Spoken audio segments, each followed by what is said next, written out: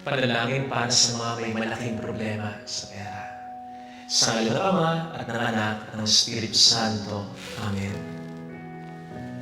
Ama namin makapangyarihan, bagong pumanlikha ang tao sa daigdig na ito, ay likha muna ang lahat ng mga bagay na kanyang kinakailangan upang siya'y mabuhay ng matiwasay.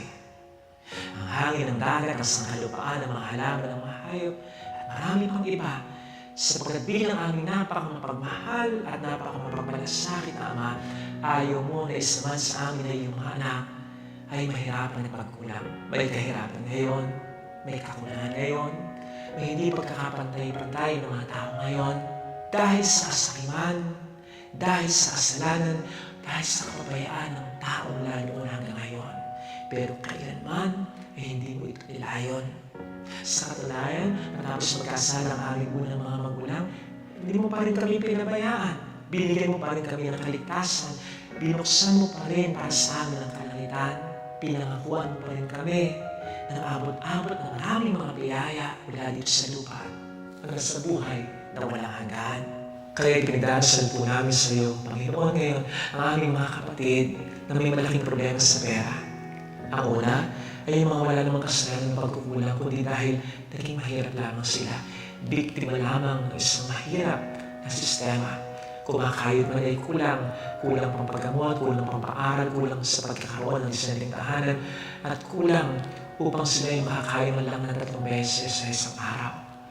Pagpalain mo po sila, Panginoon, kung paano pinagpapala mo sa banal na kasulatan ang mga taong tulad nila na ikaw na lamang ang tanging inaasahan. Magpagamit naman sa iyo ang mga taong kinukonsensya mo upang sila ay tulungan kahit paano lang at mapanagot mo nawa ang mga taong nagiging dahilan ng kanilang kahirapan. Maramdaman nawa nila, Panginoon, ang iyong pagkapala at pagkalinga upang kailanman ay hindi sila maingit sa iba at maisip nila na sila'y kakalimutan mo na. Gayun din naman, ipinagdarasal din po namin, Panginoon, ang mga kapatid namin may malaking problema sa pera dahil nagkasala o nagulang sila. Silang mga naghangad na mas malaki sa kakayanan o kailangan lamang nila, o kaya nangutang din ng malaki, bumili ng bumili, nagtiwala ng malaki, kaya naman ngayon ay nalumok din ng matindi. Panginoon, palawarin mo po sila sa kanilang mga kasalanan ng pagkukulang, lalo pa po sila nagsisisi na naman, at tulungan mo po sila makabangon mula sa kanilang mga kahirapang kinasasadlakan. Baon-baon ang kanilang mga magagandang natutunan dahil sa kanilang mga pangit na naging karanasan. Huwag naman silang mawawalan ng pag-asa na ang gagawa ng bagay na mas magpapalala ng kanilang mga pinagdaraan ng iyong problema. Gabay mo po sila sa kanilang mga pagdidesisyon, lalong-lalo na sa mga pagkakataon na parang hindi nila alam kung ano kanilang iisipin, gagawin at kung sino ang mga taong kanilang kakausapin. Protektahin mo po sila, Panginoon, sa mga di lang mapahusga, at naway bigyan pa sila ng tsansa ng mga taong pinagkakautangan nila. Konsensyahin mo po sana, Panginoon, ang mga taong sa kanila ay nanloko. Pagbayarin mo po sana, Panginoon, ang mga taong nangutang sa kanila, pero basta na lamang kinalimutan, pinabayaan sila. Maisip naman ng mga taong ito ng bawat pera na ginagasta nila sa masarap na pagkain, magagandang kasuotan, mga aliwalas na tahanan, at magagandang lugar na kanilang pinupuntahan, ay meron naman silang mga kapwang pinahirapan dahil sa kanilang kawalang pakialam. Magbayad naman sila kahit paunti-unti lamang. Magkaroon naman sila ng malasakit o pakialam kahit paano lamang. Hindi naman maatim ng mga tao ito na sila'y bumubuhay ng kanilang pamilya gamit ang pera na para naman nilang pinampatay sa iba. Uli, Panginoon, konsensyahin mo po sila. Kung hindi man, ikaw na po sana bahala sa kanilang list ng konsensya. Lalo pa ikaw naman din po ang nasabi sa awit 7:2 verse 4 na mga nangangailangan ay bibigyan mo ng paglingap.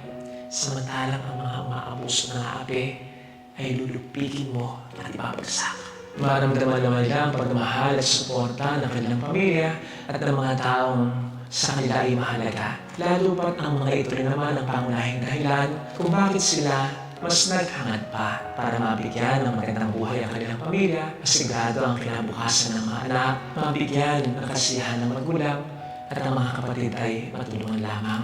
Kaya ang mga ito naman, unang-unang makaintindi, sakaling sila ay magtitipid na, maghihigpit na ng sintron, matututo na ng mamaluktot sa may kumot at hindi yung mga ito pa ang unang-unang magtatampo sa kanila.